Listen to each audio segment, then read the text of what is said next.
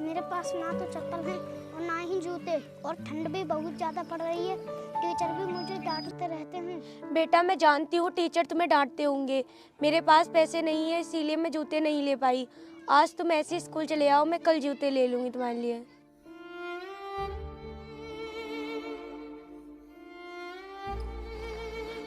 ठीक है मैम, नमस्ते। ठीक है बेटा, संभाल के जाना। साहब नमस्ते। ओए औरत, नमस्ते नमस्ते गई तेल लगाने। और पहले ये बता, मेरी किताबों के पैसे अभी तक क्यों नहीं पहुंचाए?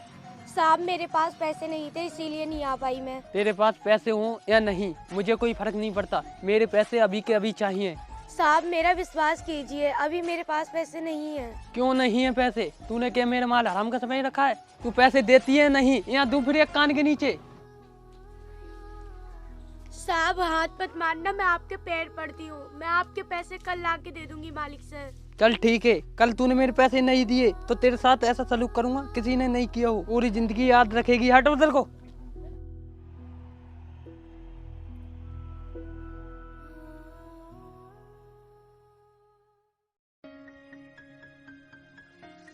बड़े भैया अभी तक वो नौकरानी नहीं आई और पैसों को तो बहुत जल्दी जल्दी मांगती रहती है ना। सत्या तू बिल्कुल ठीक कह रहा है, आने दे आज उस नौकरानी को, आज तो उसे सबक सिखाना ही होगा। बड़े भैया वो देखो वो आ रही नौकरानी, क्या यही है इसका आने का टाइम? छोटे उसे आने तो दे, मैं उससे अभी पूछता हूँ। साहब नमस्ते।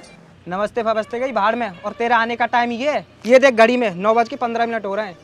मालिक तुम इतना गुस्सा क्यों हो रहे हो? मैं 15 मिनट लेट ही तो हुई हूँ। बड़े भैया देख रहे हो इसे, आपने इसे विधवा समझ के काम पे रखा और ये कितना बोल रही है। अरे वो विधवा औरत, अगर तुझे हमारे यहाँ काम करना है तो टाइम से आएगी और टाइम से जाएगी, समझी तू? छोटे मालिक मुझे माफ़ कर दो, मुझसे गलती हो गई। अब से मैं टाइम से ही आऊँगी। और बड़े मालिक मुझे पैसे दे दो, मुझे 2000 रुपये की सख्त ज़रूरत है। ऐसी क्या सख्त जरूरत पड़ गई, मुझे भी तो बता। मैंने अपने बच्चे की पढ़ाई के लिए मैंने किताबें उधार ली थी उन साहब से, अब मुझे उनके पैसे वापस देने हैं। देखा भैया आपने से, इसे बस पैसों की फिक्र रहती है, काम की तो बिल्कुल फिक्र नहीं रहती इसे। सत्या तू बिल्कुल ठीक कह रहा है। ओए विधवा औरत, अगर तुझे मेरे यहाँ काम करना है तो कर, वरना निकल जा यहाँ से। मेरे पास नहीं है रोज रोज तेरे लिए पैसे। मालिक ऐसा मत बोलिए, आपके हाथों में मेरी इज्जत का सवाल है। इज्जत? सत्या तू ही बता, विधवा औरत की इज्जत कब से होती है? बड़े भैया मैंने तो कभी नहीं सुना विधवा औरतों की इज्जत होती है। अगर इन जैसी विधवा औरतों की इज्जत होने लगी तो हम जैसे अमीर लोगों की इज्जत कौन करेगा? विधवा औरत, सुना तूने सत्या क्या कह रहा है? गरीब लोगों की कभी इज्जत नहीं होती। पैसों को छोड़ और काम पर ध्यान दे। सत्या जाकर के इसे समझा दे कौन कौन सा काम करना है। ठीक है मैं समझाता हूँ, चल रही तुझे काम समझाऊँ।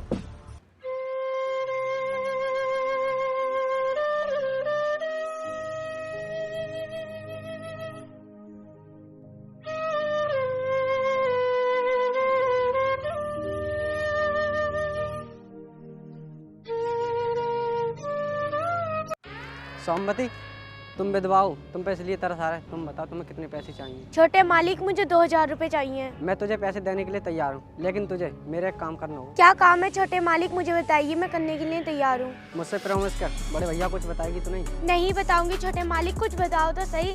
तू बस एक रात के लिए मेरी हवक में डाल दे, तुझे जितने पैसे चाहिए मैं देने के लिए तैयार हूँ। छोड़िए छोटे मालिक मेरा हाथ, तुम्हें शर्म नहीं आती मेरे हाथ पकड़ते हुए? शर्म फरम छोड़, जो मैंने कहा है वो कर। तुझे पैसे चाहिए या नहीं? खबरदार जो तूने मुझे हाथ लगाने की कोशिश की तो।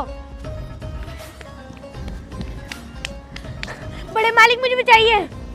बड़े मालिक आपके भाई मेरे साथ में जबरदस्ती कर रहे हैं। इतना बड़ा हो गया मेरा भाई जो इसे तेरी जरूरत पड़ गई। छोटे गलत किया तूने इसे छोड़कर। बड़े मालिक ये क्या बोल रहे हो आप? मुझे तुम्हें मालिक कहते हुए शर्म आ रही है। शर्म आती है तो मैं क्या करूं? सत्या पकड़ ले इसे।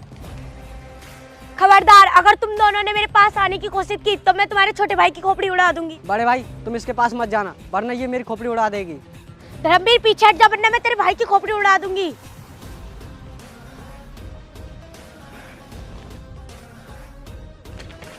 सत्या ये देख पिस्टल डाल गई और वो भाग गई।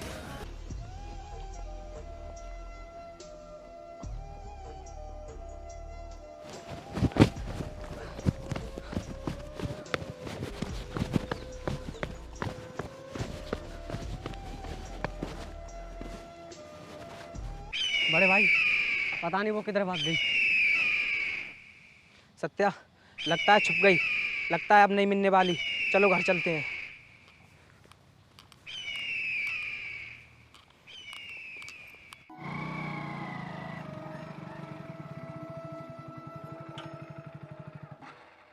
अरे ये औरत यहाँ कैसी पड़ी है?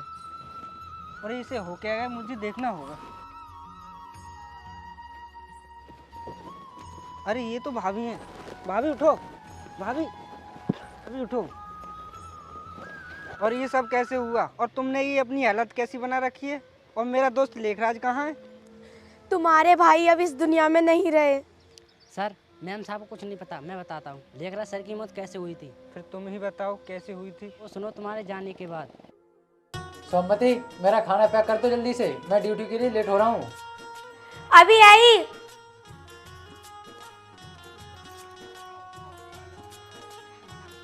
सोमवती, बच्चे का ध्यान रखना, मैं चलता हूँ। भाभी नमस्ते। नमस्ते निरंजन, कैसे हो? मैं ठीक हूँ। अरे निरंजन, तू अपनी भाभी से ही बात करता रहेगा, मुझसे नहीं करेगा क्या? और हाँ, मैंने सुना तुम्हारा ट्रांसफर बरेली हो गया है। आज मैं वही जा रहा हूँ। मैंने सोचा आप लोगों से बात करता चलूँ। अच्छा किया तुमने यहाँ आकर। चलो मैं तुम्हें बस स्टैंड तक छोड़ दूंगा। अच्छे से आना। ठीक है। ये लो सर, चाय पी लो।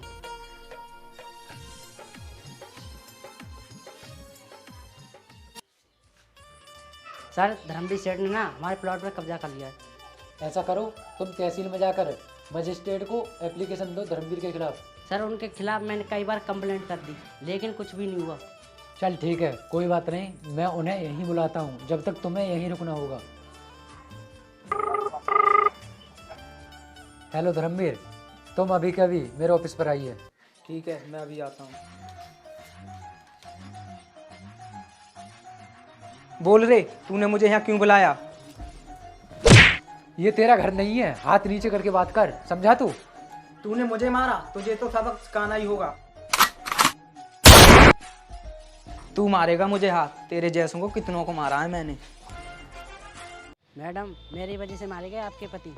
सत्यवीर, इसमें तुम्हारी कोई गलती नहीं है, ये तो मेरे पति का कर्तव्य था। अगर ऐसा पता होता मुझे कि मेरे पति का कातिल वो सेठ है, तो मैं आज उसे ही पहले खत्म करती। भाभी ये सब करने की तुम्हें कोई जरूरत नहीं है। अब मैं आ गया हूँ, अब उस सेठ को तो मैं ही मार दूंगा। निरंजन, तुम नहीं मारोगे मेरे पति के कातिल को। लेकिन भाभी क्यों? क्योंकि मेरा बेटा जब पुलिस इंस्पेक्टर बन के उस धर्मवीर सेठ से बदला लेगा, तभी मेरे पति की आत्मा को शांति मिलेगी।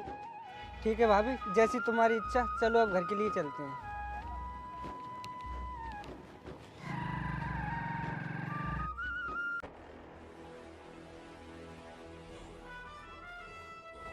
बैठिए साहब।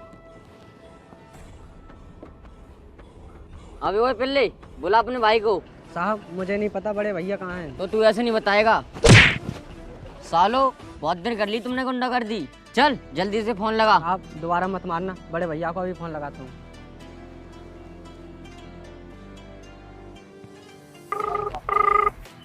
हेलो हेलो भाई, कहाँ पर हो? जल्दी आइए, ये पुलिस इंस्पेक्टर मुझे पीट रहा है। छोटे, तू कहाँ है? भाई मैं गार्डन में हूँ। छोटे, मैं अभी पहुँचता हूँ। ठीक है। हाँ रे, क्या बोल रहा था तेरा भाई? साहब वो कुछ ही देर में आने वाले हैं। चल कोई बात नहीं, आने दे उसे।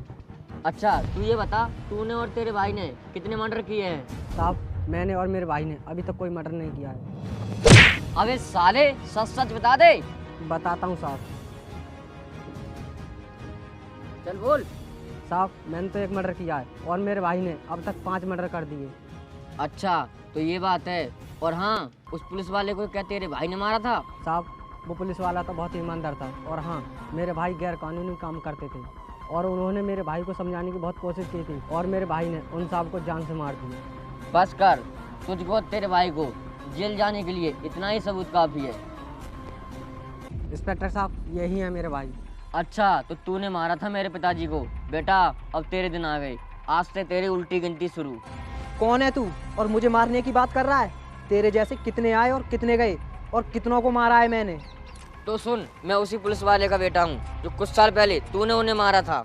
इंस्पेक्टर, तेरे बाप को इन्हीं हाथों से मारा था मैंने, और तेरी भी मौत मेरे ही हाथों से लिखी है। धर्मवीर, मौत मेरी नहीं, तुम दोनों भाइयों की होगी, और वो भी मेरे हाथों से।